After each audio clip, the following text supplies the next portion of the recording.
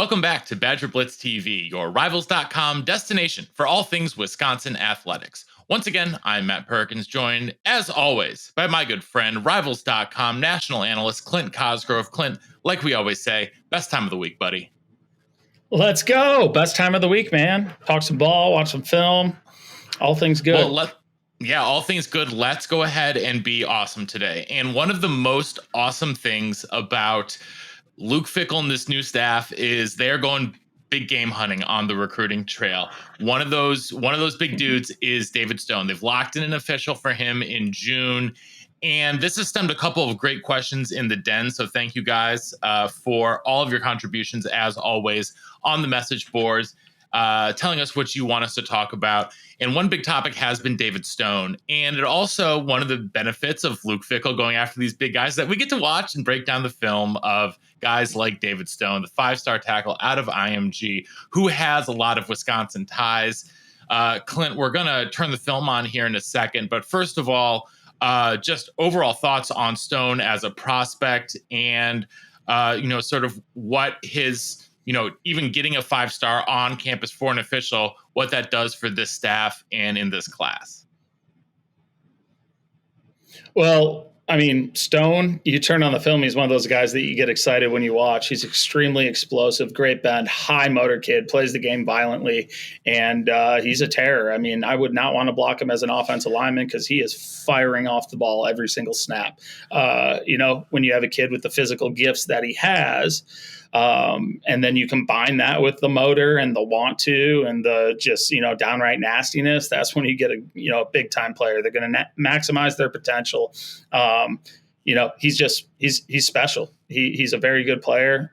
He's a five-star for a reason. And to get a five-star up on campus, I mean, when was the last time you had a national recruit five-star that wasn't maybe from the area or surrounding area even, up on campus? And so I think it says a lot about the big game hunting, as you say it, and they're not going to back down to anybody. Wisconsin's going to recruit the best of the best, and there is no fear here.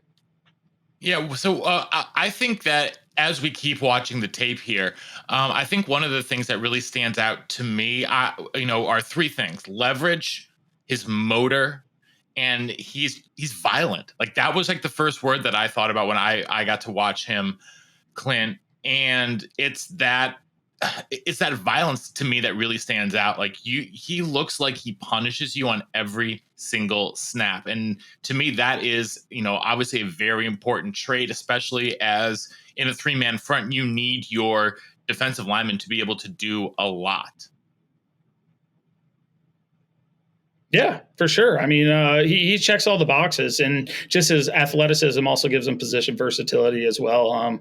If you want to line him up as, he can be an interior rusher, obviously, but he can line up on the edge and come at you, and, position versatility, put him across the line. I mean, he can take on double teams. He can, get disruptive and get in the backfield, be a run defender, but you could also have him on the edge, just give a different look, and, giving different looks can be a big thing, especially if you got the dudes to do it.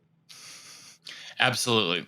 Well, one of the other questions that came out of talking about David Stone was talking about official visits, because he's going to be coming in June for an official. And, guys will come on officials at different times of their recruitment, right? You might get, he's going to come in June. You could come for a game day visit. Is it just sort of ad hoc, like recruit to recruit, really depends? Or are there certain advantages or disadvantages to getting your a certain, especially a high profile recruit on campus at a certain time of the year? I think there's multiple ways to look at this, and you got to base it off the individual. Is this a kid that is going to take it to the very end and, not commit early? Then I think you want to probably get them towards the end. You want to be the last to have them on campus, maybe, leave that lasting impression, and hopefully it's a good one, and then secure them. But there's so many factors in this. I mean, we didn't have summer visits, back when I was coaching. This is a relatively new phenomenon. A lot of people want to be the first to get them on campus, maybe lock them in early. That's a reason enough. These northern schools, especially you're recruiting a kid from the South, might be nice to have them up in Madison during the summer when the lakes are there and they think it's 80 degrees year round. So there's advantages to that, obviously. But for me, especially with a school like, and this is any place with like a great game day environment, I would like to get them up for a game day. And even if it's not an official, get them up for a game day. If you can get them for an official on a game day, it's even better because then they can go out with the players afterwards, celebrate, even if there's a loss, still, see how the team gathers and leadership. So there's all kinds of good things that can come out of an in-season visit. I think you can be very strategic, know the pain points of the player, what they're looking for, what they're not looking for, and kind of schedule it that way. There's a lot of guessing involved depending on how much communication there is from the kid to the recruiter, to the school, to the staff. If they're very transparent with their needs and wants, I think you can find a great time to get them to visit. Otherwise, you have to go off what and, I don't want to say wing it, but take an educated guess as to when the most advantageous time would be to have them up on campus. Well, a couple of weeks ago, we had Dave Mormon on the podcast with me and Bernie, and his official visit was on Melvin Gordon's 406-yard game against Nebraska. So that was a pretty sweet time to have an official, man.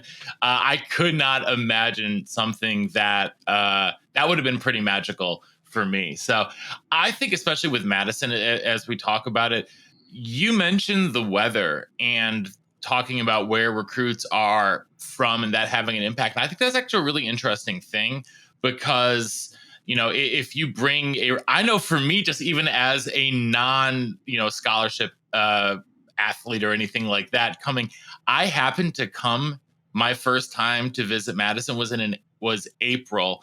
And it just happened to be like the first day that was like 75 and sunny the entire spring. And everybody was out. Every single person was out. I was like, this place is incredible. I cannot believe it. And that sort of like that led to me falling in love with the school. So I absolutely, get wanting to get these guys on campus in June, like in July, when it is absolutely gorgeous on campus. But you talk about the game day atmosphere, a game day atmosphere in a snow game against Nebraska could be just as effective. So I think it's really interesting. I mean, that game was crazy. Yeah, and I've always wondered though how much a loss in a game affects a recruit's, perception of the school, because I think that for some people on the outside, you think, oh my God, like that's terrible. They're never going to want to go here because, they lost that big game. If you're, a big rivalry game, like, Wisconsin loses the Axe to Minnesota, think everyone's going to be depressed by that. But you mentioned something, Clint, that I want to jump into a little bit more. Talked about seeing how the team responded, your response to something like that. Have you had guys like tell you about, stuff that they've saw and how that affected, them and what they thought of the program? Yeah. I mean, I've had guys that were at like a tight game, big loss. And I don't want to say big loss. It was a close loss in a big time televised game. But like the things that they remember are the atmosphere, how hard the guys played, how it went down to the end, how loud the crowd was. So if you're basing your decision off of a single game win or loss, you're probably not all in anyways. I think good can come out of a loss. A player might say, if I was on that field today, they wouldn't have lost. I could make an impact here. They're going to see an awesome atmosphere, obviously, in a tight game or a big rivalry game. Everybody, unless they go undefeated for a couple of years at a time, is going to have kids on campus, during a loss. And the percentages, I haven't done a deep dive, but I can't imagine that it's affected too much. There's a lot you can learn from a loss, just as a player and a coach. Yeah, I mean, losses are inevitable. I mean, if you go to college for 3 years minimum, you are going to lose games. It's a fact of life. Even if you go to Georgia, even if you go to Alabama, you are going to lose games. So seeing how a team responds to loss, I think says, just even thinking about it right now, like actually in a lot of ways can say a lot more about the culture of the team than a win. So I want to, keep talking about, sort of changes in recruitment trends. We talked about changes in when guys are taking officials. Another big thing that has changed commitment timelines, or has it changed commitment timelines, I guess, is the question here, is NIL. I mean, we saw things like the Jaden Rashada situation play out through, what used to be official signing day, now late signing day. How much are these NIL deals changing commitment timelines, or are they really not? Is it just a litany of other factors? Yeah, it's as a whole, I don't think it has much effect. Technically, you're not allowed to do pay for play. So, there might be a couple guys who commit and sign a nice little contract, NIL contract early. That isn't, done by the school. It's done through the legal means, and that's the place they wanted to be. And so they line something up. I mean, yeah, but I don't think it affects the commitment timeline at all. I don't think they say there's this much money on the table if you don't sign by now. I just think the whole process has sped up. A lot of it has to do with some of these young guys. They saw Division I caliber players during COVID end up with nowhere to go. And that's why this past year, when things opened up, every kid's on the road everywhere. Now you've got, 7-on-7 teams paying for travel for guys to go to schools together and everything like that. So, I mean, you've got, guys are going everywhere. And I think it's just kind of the times. And that's why you'll see more decommitments probably than ever before, because the timeline has sped up. Guys want to secure a spot, and I don't think NIL has much to do or almost anything to do with it. They know it going in, maybe not numbers, but they have an idea of, what infrastructure is in place at the place that they're going to sign for them to capitalize on their name, image, and likeness. But like I said, it's not as much of a pay for play world outside of the big ones like the Rashada instance that you talked of, and it ended up not being a contract, So there's guys who have shown up on signing day and the money didn't look like what they thought it was going to, or the terms didn't, and then they flip late. But I would say NIL as a whole is not the reason that the commitment timeline is really sped up.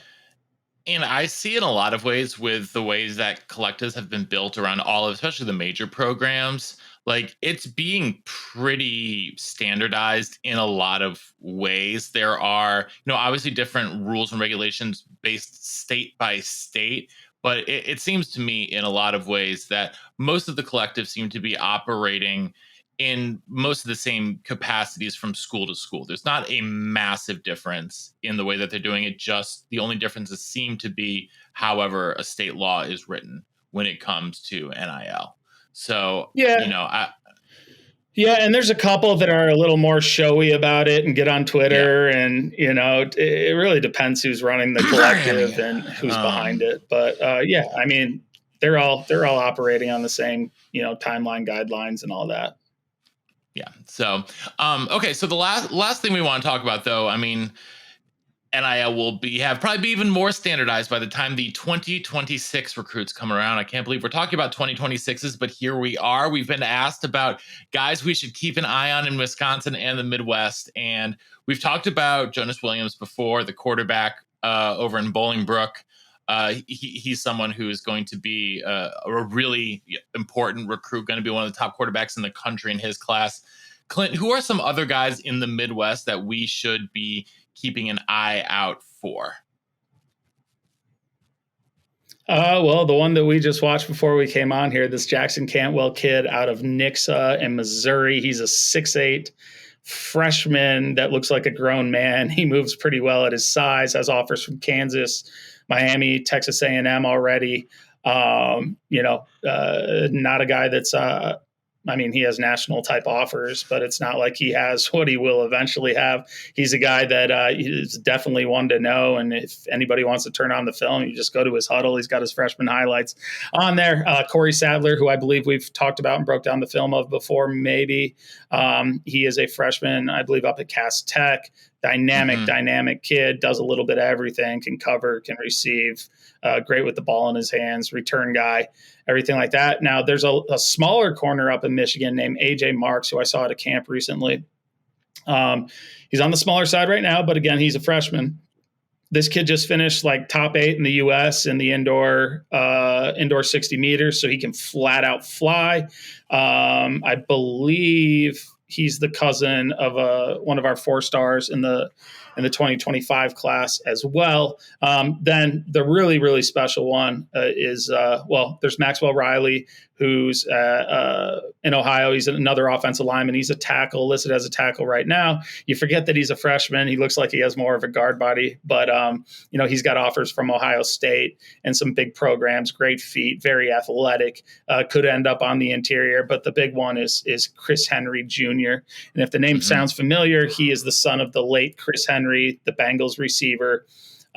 This kid is a stud. Him and Pac-Man Jones are very close.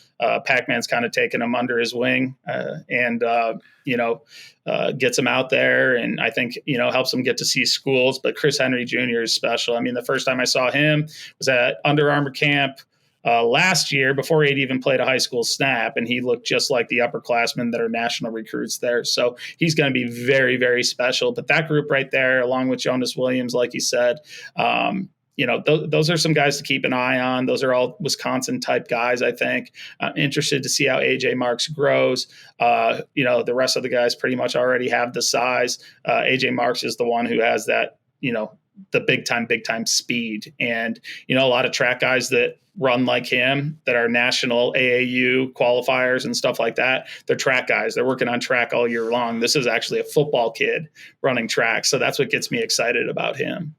I mean, if he wants to go play press man corner, I mean, I think I know a defense for him in Madison that might be pretty good. They've had a couple good cornerbacks in that defense before from the state of Michigan. So I would say so. Wouldn't be the from worst the state fit. of Michigan. Wouldn't be the worst fit at all. Always a good fit, Clint. You and me here on Badger Blitz TV, and all of our friends in the den. No Keep doubt. sending us those questions. So until next time, he's Clint Cosgrove at Rivals_Clint on all the social medias. I'm Matt Perkins at _Perko_ on Twitter. We are Badger Blitz TV, and until next time, we will see you in the den. See you in the den.